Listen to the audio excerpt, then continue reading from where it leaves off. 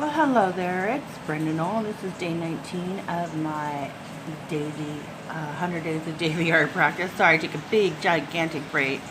There's no way I can do 100 days in a row. I decided and actually should start limiting my projects to 30 days instead of 100 days. I'll probably have to change this name. Anyway, if you've taken my Skillshare class, watercolor journaling for beginners and artists, you'll recognize the template that I use to encourage daily practice. So the materials that I'll be using today that make this painting so unbelievably vibrant is the Dr. Martin's pH Radiance line. I've been wanting this line for a while, but I can never pull the trigger because, for number one, the price keeps going up, and number two, they're not light fast. So it just kills me because I do like to sell my originals if possible, and I obviously wouldn't be able to sell something that wasn't light fast. But what made me pull the trigger on these particular colors that I purchased was that I found a swatch chart, which I will put a link in the description below, that showed the light fastness of the pH Radiance line over 20 years, and I basically purchased individual bottles from a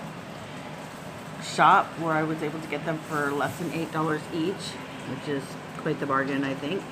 And I bought all of the light fast colors, and so yeah, that's what I did. And it turned out to be a lot of pinks and reds, which I love anyway, but if I had to say my favorites, raspberry, the carmine, and the alpine rose. And then